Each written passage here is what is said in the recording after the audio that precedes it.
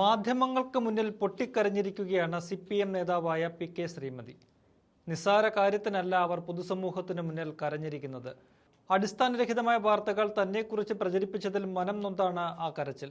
മുൻ MLAയും സംസ്ഥാന ആരോഗ്യമന്ത്രിയുമായിരുന്ന വ്യക്തിയാണ് PK ശ്രീമതി.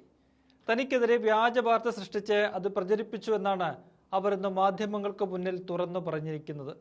ഒരു മുഖ്യധാരാ വാർത്താ ചാനലും ചില ഓൺലൈൻ മാധ്യമങ്ങളുമാണ് വാർത്ത പ്രചരിപ്പിച്ചതെന്ന് PK ശ്രീമതി പറയുന്നുണ്ട്. കുന്നംകുളം നിയമസഭാ മണ്ഡലത്തിൽ PR കൃഷ്ണൻ എന്നൊരു MLA ഉണ്ടായിരുന്നു. അദ്ദേഹത്തിന്റെ ഭാര്യയെന്ന് നടിച്ച് നിയമസഭയിൽ നിന്നുള്ള ഫാമിലി പെൻഷൻ PK ശ്രീമതി വാങ്ങിയെടുക്കുന്നു എന്നാണ് വാർത്തയിൽ പറയുന്നത്. വിവരാവകാശ രേഖ പ്രകാരം കിട്ടിയ വിവരങ്ങൾ എന്ന് പറഞ്ഞാണ് വാർത്ത നൽകിയിരിക്കുന്നത്. എന്നാൽ ഇത് തികച്ചും അവാസ്തവമാണെന്ന് PK ശ്രീമതി പറയുന്നു. എത്ര വൃത്തികെട്ട രീതിയിലാണ് പ്രചരണം നടത്തുന്നത്. ഇങ്ങനെയൊരു വാർത്ത വന്നിട്ട് അതിൻ്റെ സത്യാവസ്ഥ എന്നോട് ഒരു മാധ്യമവും ചോദിച്ചിട്ടില്ല. വാർത്ത കൊടുത്ത മാധ്യമങ്ങൾ പോലും തന്നോട് ഇക്കാര്യത്തിൽ പ്രതികരണം തേടിയില്ല. വാർത്ത നൽകിയ മാധ്യമങ്ങൾക്കെതിരെ മാനനഷ്ടത്തിന് കേസ് കൊടുക്കും എന്നാണ് PK ശ്രീമതി പറയുന്നത്. മാനത്തിന് ഇത്രയധികം കോട്ടം വന്ന സംഭവം ഉണ്ടായിട്ടില്ല. ഒരിക്കലും ഒരാളോടും ഇങ്ങനെ ചെയ്യരുത് എന്ന് പറഞ്ഞാണ് അവർ പൊട്ടിക്കരയുന്നത്. തനിക്ക് ഭർത്താവിൻ്റെ പെൻഷനുണ്ട്, വേറെ രീതിയിൽ പെൻഷൻ തട്ടിയെടുക്കേണ്ട കാര്യമില്ല എന്നും PK ശ്രീമതി വ്യക്തമാക്കുന്നു. ഇനി ഈ വാർത്തയിൽ പറയുന്ന PR കൃഷ്ണൻ ആരാണെന്ന് പരിശോധിച്ചാൽ കുന്നംകുളം നിയമസഭാ മണ്ഡലത്തിന്റെ ചരിത്രത്തിലെ രണ്ടാമത്തെ MLA ആണ്. രണ്ടാം കേരള നിയമസഭയിൽ 1960 മുതൽ 65 വരെ കോൺഗ്രസിന്റെ MLA ആയിരുന്നു PR കൃഷ്ണൻ. 1954 മുതൽ 56 വരെ തിരുക്കൊച്ചി നിയമസഭാംഗവുമായിരുന്നു.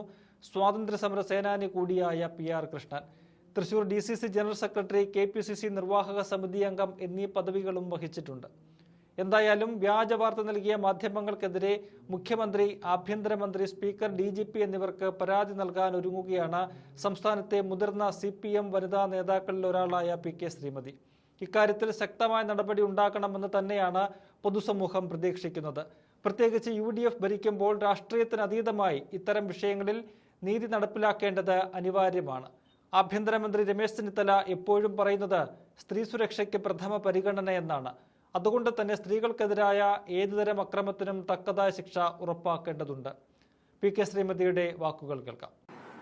ഞാനിപ്പോൾ തീരുമാനിച്ചിരിക്കുന്നത് മാനനഷ്ടത്തിന് കേസ് കൊടുക്കണം തന്നെയാണ്. കാരണം ഇത്രയേറെ അഭിമാനക്ഷതം, മാനത്തിന് ഇത്രയധികം കോട്ടം സംഭവിച്ച ഒരു സന്ദർഭം എത്രയോ ഉണ്ടായിട്ടുണ്ട്. പക്ഷേ ഇത് വളരെ മോശമായിപ്പോയി.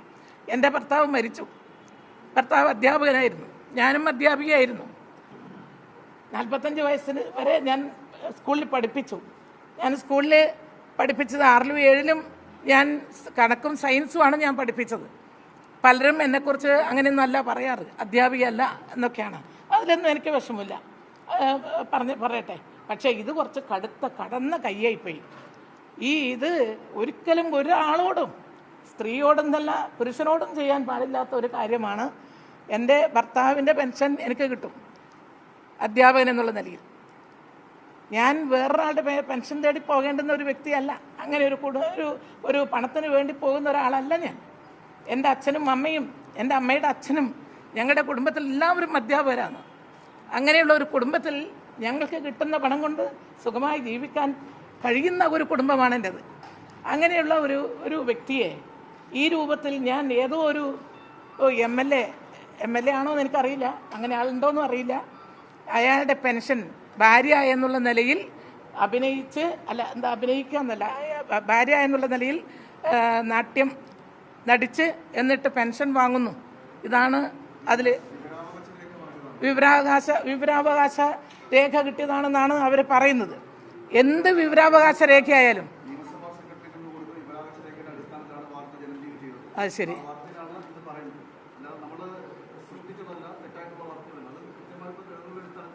വിവരാവകാശ രേഖയാണെങ്കിലും ഒരു വാക്ക് എനിക്ക് അറിയാവുന്ന ആളാണല്ലോ. എൻ്റെ കണ്ണൂർ ജില്ലയിലുള്ള ആളാണല്ലോ അനിൽ നമ്പ്യാർ, അല്ലേ?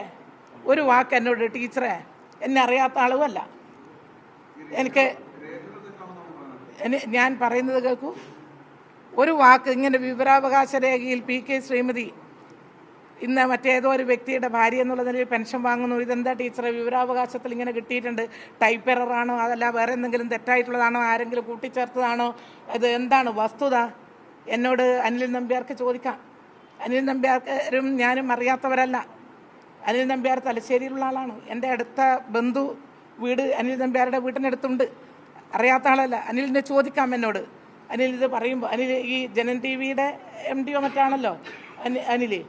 ഞാൻ പറയുന്നത്, എന്നെപ്പോലെ ഒരു പൊതുപ്രവർത്തകയെ ഈ രൂപത്തിൽ ഈ മാനം കെടുത്താൻ വേണ്ടി കരുതിക്കൂട്ടി ഇങ്ങനെ പറയുന്ന ഇത്തരത്തിലൊരു പ്രചരണം നടത്തുമ്പോൾ ഞാൻ എന്താ ചെയ്യേണ്ടത്? പിന്നെ നിരവധി കേസുകൾ ഞാൻ പലതിലും കൊടുത്തിട്ടുണ്ട്.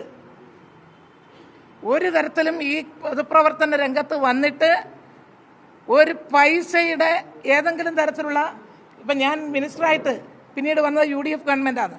ഒരഴിമതി ആരോപണം ഉന്നയിക്കാൻ ഇടയാക്കാത്ത വിധത്തിൽ ഭരിച്ച ഒരാളാണ് ഞാൻ. അങ്ങനെ ഒരാവശ്യം എനിക്കില്ലതാനും. എൻ്റെ ഈ സംസ്ഥാനത്തോ വേറെ എവിടെയെങ്കിലും ഒരു തരത്തിലും എന്തെങ്കിലും ഈ സാമ്പത്തികത്തിൻ്റെ പേരിൽ എന്തെങ്കിലും ചെയ്തു എന്ന് പറയാൻ ആർക്കും കഴിയില്ല. ഞാൻ അങ്ങനെ അഴിമതി രഹിതമായിട്ട് തന്നെയാണ് എൻ്റെ പൂർണ്ണ ജീവിതം പൂർണ്ണമായിട്ടുള്ളത്. വിവരാവകാശ രേഖയിൽ പറയുന്ന കാര്യം എന്താണെന്ന് വെച്ചാൽ, കുന്നംകുളം മണ്ഡലത്തിൽ നിന്ന് ഒരു MLA ഉണ്ടായിരുന്നു, ഒരു PR കൃഷ്ണൻ. PR കൃഷ്ണൻ്റെ ഭാര്യയുടെ പേര് ഒരുപക്ഷെ ശ്രീമതി ആണോ എന്നൊരു സംശയം ഉണ്ടാവും. ടീച്ചറുടെ പേരിൽ വാർത്ത കൊടുത്ത കാര്യമല്ല ഈ പറയുന്നത്. ചിലപ്പോൾ PR കൃഷ്ണൻ്റെ ഭാര്യ ഒരു ശ്രീമതി. പക്ഷേ അതിലെല്ലാം എൻ്റെ പടം കൊടുത്തിട്ട് മുൻ ആരോഗ്യമന്ത്രി PK ശ്രീമതി, പിന്നെ മുൻ ആരോഗ്യമന്ത്രി PK ശ്രീമതി, മുൻ ആരോഗ്യമന്ത്രി PK ശ്രീമതി, ഇങ്ങനെ പടം പലതവണ പല രീതിയിൽ കൊടുത്തുകൊണ്ട് എൻ്റെ പടം കൊടുത്തുകൊണ്ടാണ് ഇത് പറയുന്നത്. അല്ലാണ്ട് വെറുതെ ഒരു വാക്കല്ല. അങ്ങനെയാണെങ്കിൽ പറയായിരുന്നു. അതുകൊണ്ട് ഞാനിപ്പോൾ DGPക്കും അതുപോലെ ആഭ്യന്തരമന്ത്രിക്കും നിയമസഭ നമ്മുടെ ബഹുമാനപ്പെട്ട സ്പീക്കർക്കും ബഹുമാനപ്പെട്ട മുഖ്യമന്ത്രിക്കും എല്ലാവർക്കും